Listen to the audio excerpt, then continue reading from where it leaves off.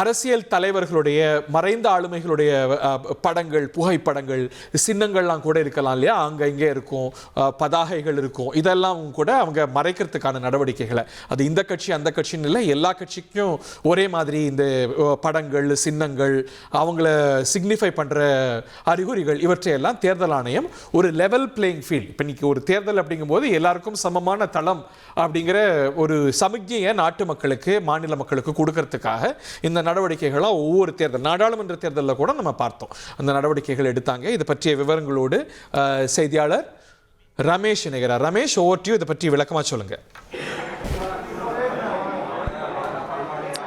சட்டமன்ற தேர்தலுக்கான தேதியை தேர்தல் ஆணையம் அறிவித்துவிட்ட நிலையில் தேர்தல் நடத்தை விதிமுறைகள் எல்லாம் அமலுக்கு வந்துவிட்டன. தலைமைச் செயலகம், தமிழ்நாடு அரசாங்கத்தினுடைய முக்கிய இடமாக இருக்கக்கூடிய தலைமைச் செயலகத்தில் முதலமைச்சர் மு.க.ஸ்டாலினுடைய புகைப்படம் அகற்றப்பட்டு விட்டது. மேலும் துறை சார்ந்த பல்வேறு விளம்பர படங்களும் தலைமைச் செயலகத்தில் இருக்கிறது. இன்னும் சற்று நேரத்தில் அந்த படங்கள் எல்லாம் அகற்றப்பட இருக்கிறது. நம்ம பார்க்கக்கூடிய காட்சி எல்லாமே தலைமைச் செயலகத்தினுடைய பிரதான நுழைவு வாயிலில் ஒவ்வொரு துறை சார்ந்த சாதனை திட்டங்கள் எல்லாம் ஒரு விளக்கமாக, ஒரு விளம்பரமாக காட்சிப்படுத்தப்பட்டிருக்கும்.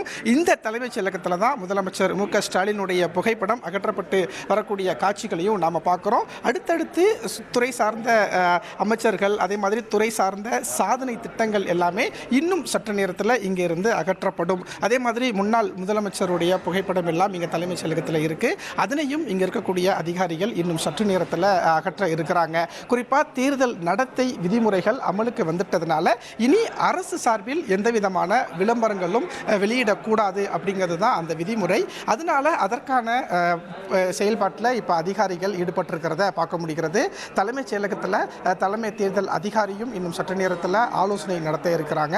தமிழ்நாட்டில் எந்த மாதிரியான ஒரு அடுத்தடுத்த நடவடிக்கைகளாக எடுக்கலாம் அப்படிங்கிற மாதிரியான ஒரு ஆலோசனையும் இன்றைக்கு இருக்கலாம் அப்படின்னு சொல்லப்பட்டிருக்கு.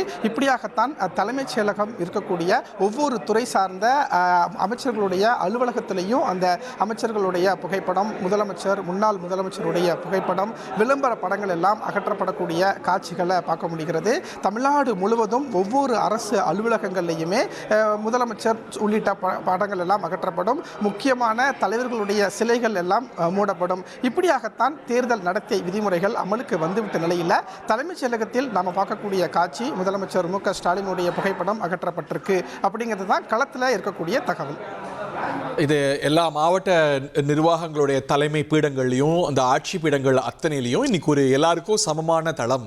இன்னைக்கு ஆளுங்கட்சி எதிர்கட்சி அப்படிங்கிற நிலையெல்லாம் கிடையாது. தேர்தல் ஆணையம் முழுவதுமாக தன்னுடைய கட்டுப்பாட்டுக்குள்ள அரசு நிர்வாகத்தை அதோடைய மேற்பார்வையில் நடக்குது.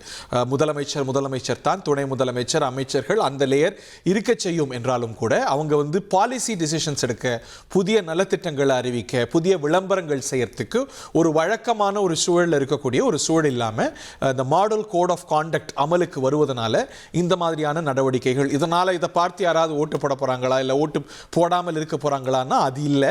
இன்னைக்கு ஒரு சமதளத்தை உருவாக்குறோம்.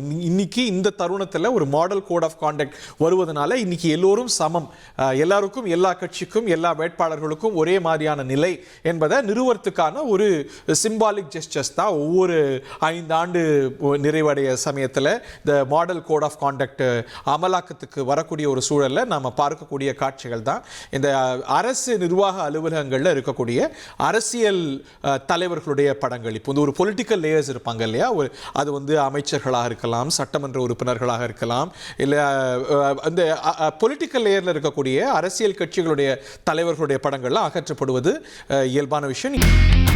இனி செல்லும் இடமெல்லாம் செய்தி. தந்தை டிவியின் வாட்ஸ்அப் சேனலை ஃபாலோ பண்ணினா செல்ல இருக்கும் இடமெல்லாம் செய்தி. இதோ QR கோட், இப்பவே ஸ்கேன் பண்ணுங்க, ஃபாலோ பண்ணுங்க.